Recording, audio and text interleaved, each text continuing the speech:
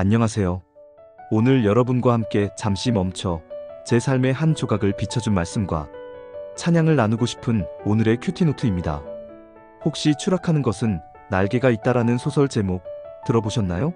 참 유명한 문장이죠. 왠지 모르게 비극적이면서도 그 추락 안에 어떤 운명적인 힘이 내재된 것 같은 느낌을 줍니다.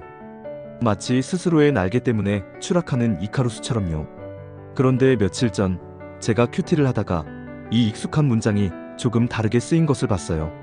바로 추락하는 것에게 날개를 주신다. 있다가 아니라 주신다. 이 작은 차이가 제 마음을 흔들었습니다. 추락의 끝이 절망이 아닐 수 있다는 것, 내 안에 날개가 없어도 괜찮다는 것, 추락하고 있는 바로 그 순간 누군가 외부에서 날개를 주실 수 있다는 이 메시지가 오늘 우리가 함께 나눌 이야기의 시작입니다. 오늘 우리가 함께 읽을 말씀은 이사야 51장 17절에서 23절입니다. 하나님은 예루살렘을 향해 외치세요. 깨어라, 깨어라, 예루살렘아. 네가 여호와의 손에서 그분의 진노의 잔을 받아 마셨다. 진노의 잔. 참 무서운 표현이죠. 당시 이스라엘 백성들은 바빌론의 나라를 잃고 포로로 끌려가 있었습니다. 성전은 무너졌고 나라는 사라졌어요. 이건 그냥 전쟁에서 진 게 아니에요. 하나님의 백성이라는 정체성 자체가 흔들리는 신학적인 대재앙이었습니다. 말씀은 그들의 상태를 진노의 잔을 마시고 비틀거리는 상태라고 묘사합니다. 술에 취해 몸을 가누지 못하는 사람처럼 그들은 영적으로, 정신적으로 완전히 무너져 내렸어요. 18절을 보면 더 가슴이 아픕니다. 네가 낳은 모든 아들 중에 너를 인도할 자가 없고 그 손으로 너를 이끌 자도 없도다. 기댈 곳 하나 없는 완전한 고립과 무력감. 혹시 이런 감정 느껴보신 적 있으신가요? 삶의 무게에 짓눌려 한 걸음도 떼기 힘들 때 사방이 꽉 막힌 것 같고 나를 이끌어줄 사람은 아무도 없다고 느껴질 때 바닥이 없는 곳으로 끝없이 추락하는 것 같은 기분. 이사야의 예루살렘은 바로 그런 상태였습니다. 황폐와 멸망, 굶주림과 칼. 그들 스스로는 아무것도 할 수 없는 그야말로 추락하는 존재였던 거죠. 이스라엘의 이 거대한 절망 앞에서 저는 자연스럽게 한 찬송을 떠올리게 됐습니다. 새 찬송가 292장, 주 없이 살 수 없네. 이 찬송은 저의 오랜 기도 제목이자 가장 솔직한 고백이기도 합니다. 1절은 이렇게 시작하죠. 주 없이 살 수 없네 죄인의 구주여, 그 귀한 보배 피로 날 구속하소서. 모든 관계의 시작이 어디에 있는지 바로 예수님의 보혈, 그 구속의 은혜 위에 세워져 있음을 선포합니다. 그리고 2절은 이사야의 예루살렘처럼 저의 무력함을 그대로 노래합니다. 주 없이 살 수 없네 나 혼자 못서리, 힘없고 부족하며 지혜도 없도다. 맞아요 주님. 저는 혼자 설 수 없습니다. 제 힘과 지혜로는 늘 넘어지고 비틀거릴 뿐입니다. 3절은 더 깊은 곳으로 우리를 이끌죠. 주밖에 나의 마음 니 알아주리요. 내 마음 위로하사 평온케 하시네. 아무도 알아주지 못하는 내 영혼의 깊은 갈망과 외로움. 그 은밀한 곳까지 들어와 만져주시는 분은 오직 주님뿐이라는 고백. 그리고 마지막 4절은 우리의 마지막 두려움, 죽음 앞에서의 고백입니다. 이 깊은 고독 속에 내 생명 끝나도 사나운 풍랑일 때 날 지켜주시니. 이스라엘의 공동체적 탄식이 이 찬송을 통해 저의 개인적인 고백이 됩니다. 주님, 저 예루살렘처럼 저도 주님 없이는 살 수 없습니다.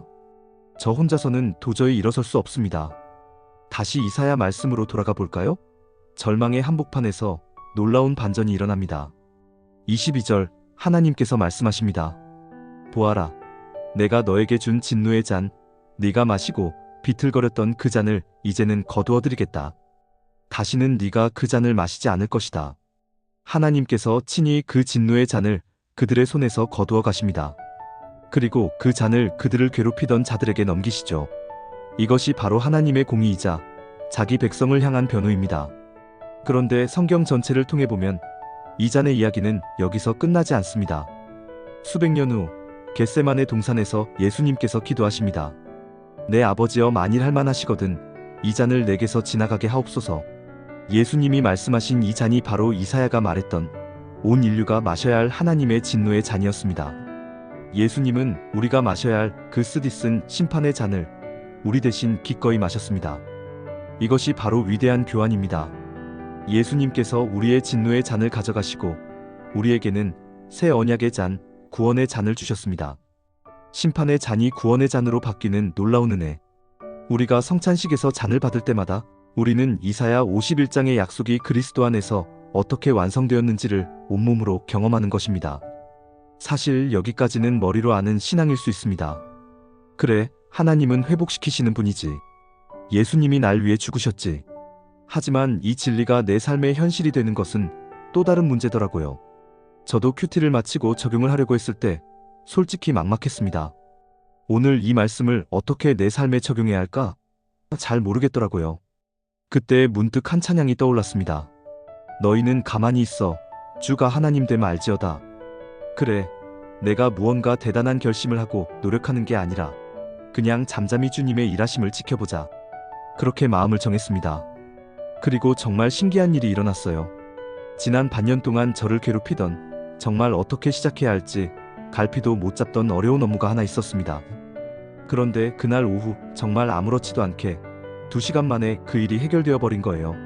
순간 온몸에 전율이 흘렀습니다. 이건 내 능력으로 된 게 아니다. 이게 바로 하나님의 일하심이구나. 추락하는 것에게 날개를 주신다는 말씀의 의미를 그때 깨달았습니다. 날개는 내가 발버둥 쳐서 만드는 게 아니었어요. 내가 할 수 있는 것은 나의 추락을, 나의 무능력을 인정하고 그분께 시선을 고정하는 것뿐이었습니다. 내가 잠잠히 내 자리에서 해야 할 일을 할 때 하나님께서 일하기 시작하셨습니다. 그분께서 제게 날개를 달아주신 겁니다. 하나님은 오늘도 제 삶에서 홍해를 가르고 계셨습니다. 이제 잠시 저와 함께 기도할까요? 사랑의 하나님 아버지, 오늘 말씀을 통해 우리의 모습을 봅니다. 세상의 무게에 짓눌려 비틀거리고 홀로 설 수 없어 절망하는 우리의 연약함을 주님 앞에 그대로 내어놓습니다. 우리는 추락하는 존재임을 고백합니다. 하지만 절망 속에서 소망을 주시니 감사합니다. 우리가 마셔야 할 진노의 잔을 우리 주 예수 그리스도께서 대신 지심으로 우리에게 구원의 잔을 허락하신 그 놀라운 사랑에 감사드립니다. 주님, 이제 우리의 힘으로 날아오르려는 교만을 내려놓게 하소서. 가만히 있어 주가 하나님됨을 알게 하소서. 우리의 일상 속에서, 가장 평범한 순간 속에서 추락하는 우리에게 날개를 달아주시는 주님의 신실한 손길을 목도하며 살게 하여 주시옵소서. 우리의 모든 삶의 여정이 주님의 은혜 안에 있음을 믿습니다. 우리 주 예수 그리스도의 이름으로 기도드립니다. 아멘. 오늘 나눔이 여러분에게 작은 위로와 힘이 되었기를 바랍니다. 혹시 여러분의 삶에도 추락하는 것에게 날개를 주신 하나님의 이야기가 있다면 댓글로 함께 나눠주세요. 서로의 간증이 우리 모두에게 큰 격려가 될 것입니다. 영상이 도움이 되셨다면 좋아요와 구독, 그리고 알림 설정까지 부탁드립니다. 여러분의 관심이 이 채널을 계속 만들어가는데 큰 힘이 됩니다. 그럼 평안한 저녁 보내시고 내일 만나요. 감사합니다.